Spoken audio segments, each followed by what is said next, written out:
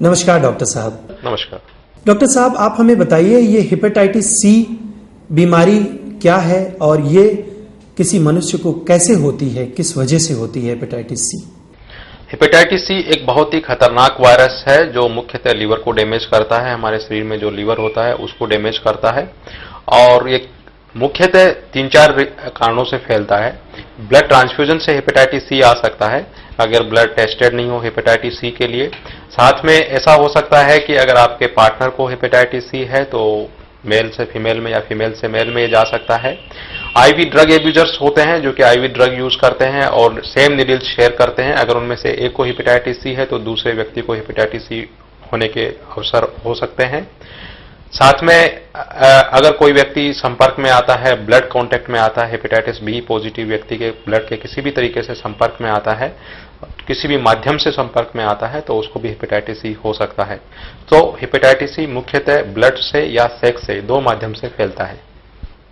Sir, किसी इंसान को, किसी मरीज को कब और कैसे पता चलता है या कैसे जान सकता है कि उसको हेपेटाइटिस सी बीमारी है?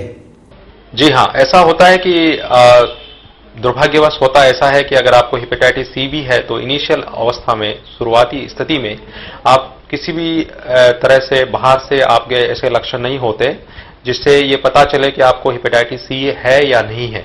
इसके लिए आपको एक टेस्ट की जरूरत होती है और टेस्ट ब्लड से किया जाता है और बहुत ही सिंपल तरीका होता है उसका, और उससे आप एनटीएचसीवी जिस टेस्ट को कहते हैं, एनटीएचसीवी कर करके ये देख सकते हैं कि आप हेपेटाइटिस सी के लिए पॉजिटिव हैं या नहीं है। सर, हेपेटाइटिस सी बीमारी के लिए कौन कौन से लक्षण होते हैं? शुरुआती अवस्था में हेपेटाइटिस सी में कोई लक्षण नहीं होते हैं। आदमी बाहर से देखने पे अपने आप को सामान्य महसूस करता है, लेकिन जैसे जैसे बीमारी बढ़ती है, जैसे जैसे लीवर को डैमेज किया जाता है हेपेटाइटिस सी वायरस द्वारा, वैसे वैसे ऐसा होता है कि मरीज को पीलिया हो सकता है, मरीज को सिरोसिस हो सकता है और बहुत अगर ज्यादा डैमेज हो गया है तो लीवर कैंसर तक हो सकता है।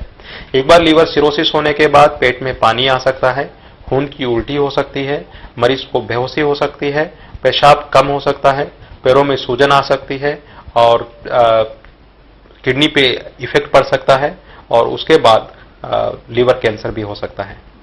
सर, हेपेटाइटिस सी के मरीज को इमीडिएटली ट्रीटमेंट स्टार्ट करना जरूरी है और क्यों? देखिए, हाँ, हेपेटाइटिस सी एक बहुत ही खतरनाक वायरस है और लीवर को धीरे धीरे करके डैमेज करता है। अगर आपने हेपेटाइटिस सी को समय रहते काबू में ले लिया, नियंत्रित कर लिया, उसको खत्म कर दिया तो ऐसा होगा कि आपको लीवर में फर्दर डैमेज नहीं होगा। तो इसलिए अगर आपको ये मालूम चलता है कि आपको हेपेटाइटिस सी वायरस है तो उसके लिए कुछ और टेस्ट आगे करने पड़ते हैं और उन टेस्ट को करके आप ये निर्धारित कर सकते हैं कि आपको इलाज की जरूरत है या नहीं है। अगर आपको इलाज की जरूरत है तो आप बिना देर किए हुए हेपेटाइटिस सी के लिए अपना इलाज तुरंत चालू करवाइए।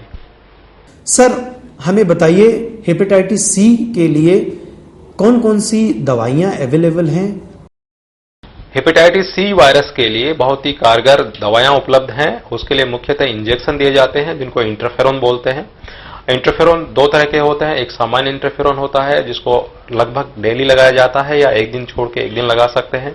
जो अधिक कारगर और इफेक्टिव इंटरफेरोन है उसे पेग इंटरफेरोन बोलते हैं और इसे हर सप्ताह इंजेक्शन के रूप में लगाया जाता है और चमड़ी के नीचे, स्किन के नीचे इस इंजेक्शन को लगाना होता है।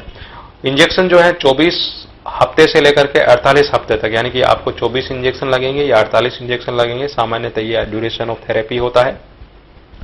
आपको इंजेक्शन 24 लगेंगे या 48 लगेंगे ये इस बात में निर्भर करता है कि आपके हेपेटाइटिस सी वायरस का टाइप क्या है, जैसे जीनोटाइप कहते हैं। तो हेपेटाइटिस सी वायरस भी कई तरह के होते हैं तो उसके टाइप पे निर्धारित होता है आपका इलाज। और दूसरी चीज ये है उसकी क्वांटिटी कितनी है, उसके ऊपर ये डिपेंड करता है कि वायरस की जितनी ज्यादा क्वांटिटी होगी रेस्पॉन्स आने में उतना ही अधिक समय लग सकता है। तो मुख्यतः जो जीनोटाइप अधिक खतरनाक होते हैं, जैसे जीनोटाइप 1 होता है उसमें 48 हफ्ते तक, और जो कुछ कम खतरनाक जीनोटाइप होते हैं हेपेटाइटिस सी के, जैसे 2 और 3, उनमें 24 हफ्ते तक इलाज सामान्यतः दिया जाता है।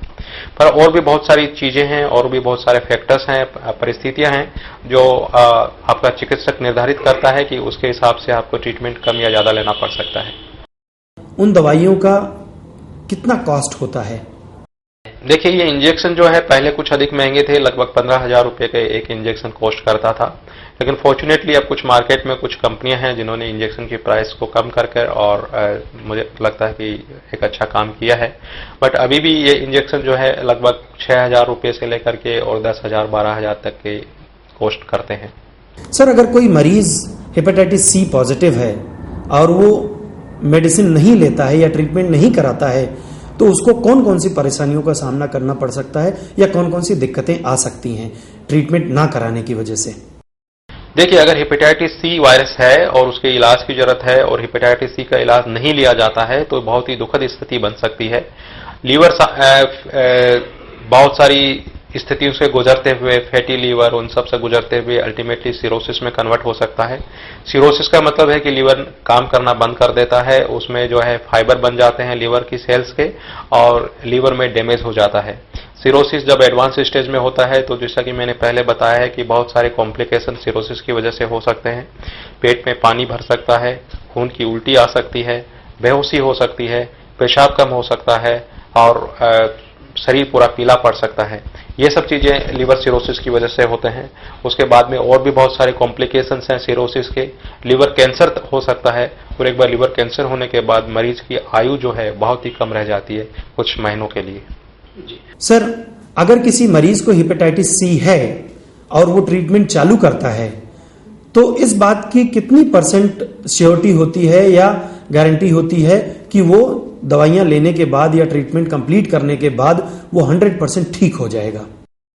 देखिए, जो हेपेटाइटिस सी का इलाज कितना सक्सेसफुल होगा ये कुछ चीजों पे डिपेंड करता है कि आपकी उम्र कितनी है और आपका जो है वायरस का टाइप कौन सा है, वायरस की क्वांटिटी कितनी है।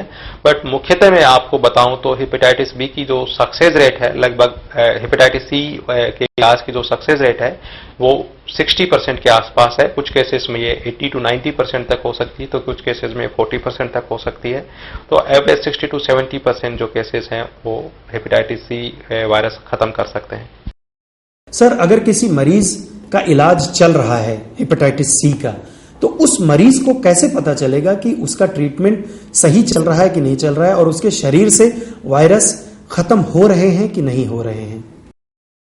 हेपेटाइटिस सी का वायरस खत्म हुआ है या नहीं हुआ है, हेपेटाइटिस सी के इलाज से आपको फायदा हुआ है या नहीं हुआ है, ये जानने के लिए बहुत सामान्य टेस्ट होते हैं। लीवर फंक्शन टेस्ट आप ब्लड सैंपल से कर सकते हैं, अल्ट्रासाउंड, सीटी स्कैन, ये सब फाइब्रो स्कैन, ये कुछ टेस्ट हैं जिनसे आप लीवर की स्थिति का पता लगा सकते हैं। और सबसे अच्छा टेस्ट है कि आप हेपेटाइटिस सी वायरस की क्वांटिटी का टेस्ट कर सकते हैं, जिसको hepatitis C virus RNA quantitative test बोलते हैं। ये सब टेस्टों से आप ये पता लगा सकते हैं कि जो ट्रीटमेंट आपको चल रहा है वो कारगर हो रहा है या नहीं हो रहा है, फ्यूचर में इससे वायरस के खत्म होने के चांसेस हैं या नहीं है, और जो लीवर आपका है पहले से अधिक अच्छा हो रहा है या नहीं हो रहा है, ये सब टेस्टों से आप पता लगा सकते हैं। सर, हेपेटाइटिस सी ट्रीटमेंट कराने के दौरान शुरुआती 3 महीने में अगर टेस्ट नेगेटिव आ जाता है तो क्या ट्रीटमेंट कंटिन्यू करना जरूरी है? जी नहीं, ये अगर 3 महीने के बाद वायरल लोड आपका खत्म हो जाता है या वायरस आपके शरीर में खत्म हो जाता है तो मैं आपको धन्यवाद देना चाहूंगा कि इसका मतलब ये है कि जो ट्रीटमेंट के सक्सेस होने के, सफल होने के जो चांसेस हैं वो बहुत ज्यादा हैं आपके शरीर में और बहुत अच्छे चांसेस हैं कि वायरस आपके शरीर से निकल जाएगा। लेकिन ये भूलकर भी गलती नहीं कीजिएगा इलाज को यहाँ पर रोकने के लिए, क्योंकि वायरस अभी खत्म हुआ है, लेकिन अगर यहाँ पर आपने इलाज रोका तो वायरस दोबारा आपके शरीर में आ सकता है। इसलिए आपको अपना कोर्स 24 वीक्स का या 48 वीक्स का जो भी जैसा आपका चिकित्सक बताते हैं उसे कंप्लीट करना है हर स्थिति में। सर, हेपेटाइटिस सी ट्रीटमेंट के लिए जो दवाइयां अवेलेबल हैं उनके क्या क्या साइड इफेक्ट्स हैं, उनके बारे में थोड़ा सा बताइए। पेग इंटरफेरोन या इंटरफेरोन के जो साइड इफेक्ट्स हैं, जो इंजेक्शन के जो साइड इफेक्ट्स हैं, उनमें से मुख्यतः ये है कि आपको इंजेक्शन लगाने के बाद बुखार आ सकता है, शरीर गिरा गिरा रह सकता है, आपको थकान महसूस हो सकती है और कई बार ऐसा होता है कि आपको आपकी जो ब्लड काउंट्स हैं वो कम हो सकती हैं। इसलिए इंजेक्शन लगाने से पहले सामान्यतः आपको चिकित्सक सलाह देता है कि आप ब्लड काउंट्स अपने पहले चेक करा लें और उसके हिसाब से फिर आप इंजेक्शन लें। दूसरी चीज, जो इसके साथ कैप्सूल दिए जाते हैं राइबाविरिन, उसमें उस हिमोलाइटिक एनीमिया एक होता है जिसमें कि आपका खून टूटना शुरू हो जाता है, उससे आपका हीमोग्लोबिन लेवल नीचे जा सकता है। राइबाविरिन उन लोगों में नहीं दिया जाता जिनको किडनी की बीमारी होती है, क्योंकि ये किडनी पे भी इफेक्ट डालता है। ये मुख्यतः 2 साइड इफेक्ट्स होते हैं कैप्सूल के। लेकिन अगर आपने ट्रीटमेंट चिकित्सक के गाइडेंस में ले रहे हैं और आप रेगुलर अपने टेस्ट करा रहे हैं, तो इन सब साइड इफेक्ट्स को मॉनिटर किया जा सकता है और मैनेज किया जा सकता है। सर, अगर कोई मरीज हेपेटाइटिस सी पॉजिटिव है और उसने अपने पूरे परिवार का भी हेपेटाइटिस सी का टेस्ट कर लिया और परिवार के बाकी सारे सदस्य हेपेटाइटिस सी नेगेटिव हैं, तो उस मरीज को हेपेटाइटिस सी जो पॉजिटिव है उसको अपने परिवार के बाकी सदस्यों को इस बीमारी से बचाने के लिए क्या क्या प्रिकॉशन लेने चाहिए? देखिए, हेपेटाइटिस सी के लिए अभी तक कोई टीका अवेलेबल नहीं है। ये हेपेटाइटिस बी को आप बचा सकते हैं, हेपेटाइटिस सी से बचाना मुश्किल है। लेकिन कुछ प्रिकॉशंस ऐसे होते हैं जिनको लेकर के आप हेपेटाइटिस सी से बच सकते हैं और अपने परिवार के दूसरे सदस्यों को बचा सकते हैं। अगर परिवार में किसी एक सदस्य को हेपेटाइटिस सी है, तो एक तो उसको हेपेटाइटिस बी का टीका अवश्य लगा दें, ताकि कम से कम उसको दूसरा हेपेटाइटिस बी नहीं हो।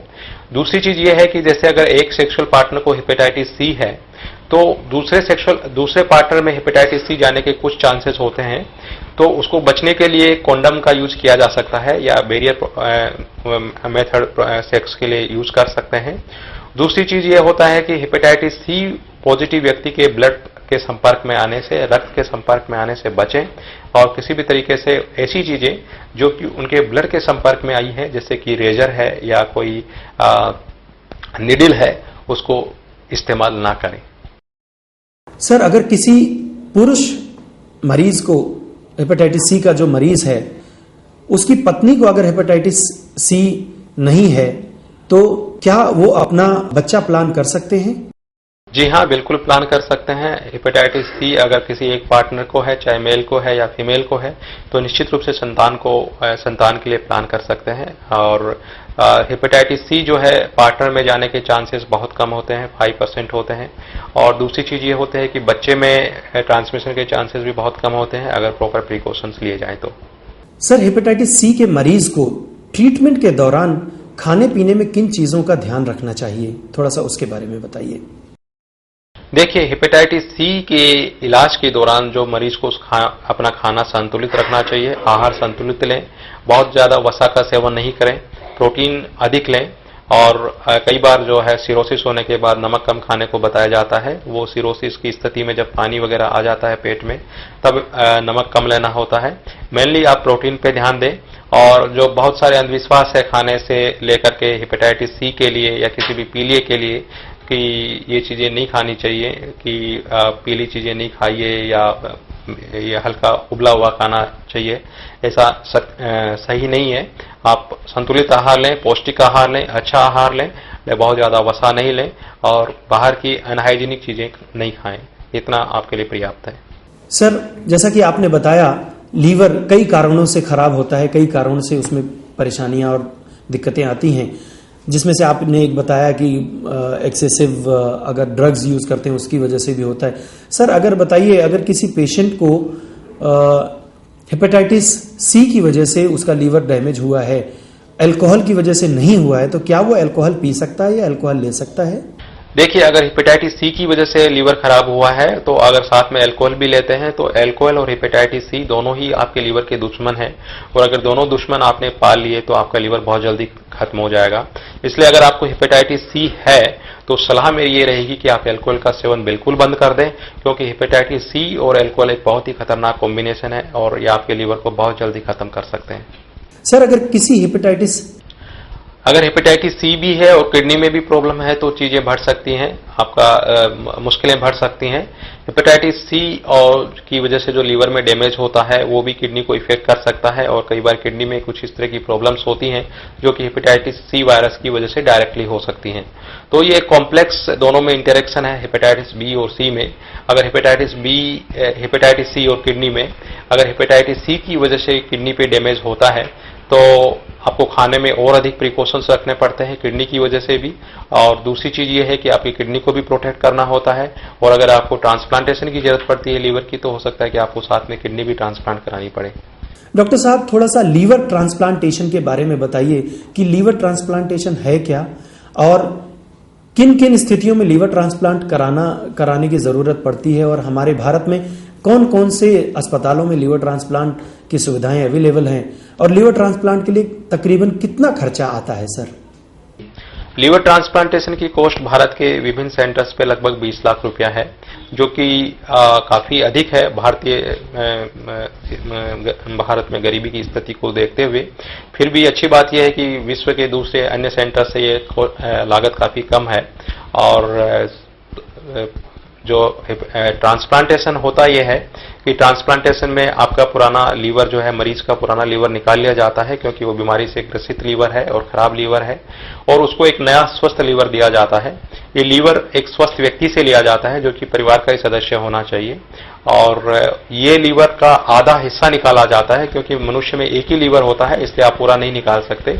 इसलिए लगभग आधा हिस्सा जो है 60% लीवर उसका निकाल लिया जाता है, और वो जो रेसिपिएंट में जिसको बीमारी है उसको लगा दिया जाता है। डॉक्टर साहब, आपने हमें हेपेटाइटिस सी के बारे में बहुत सारी जानकारियां दी। आपका बहुत बहुत धन्यवाद। धन्यवाद।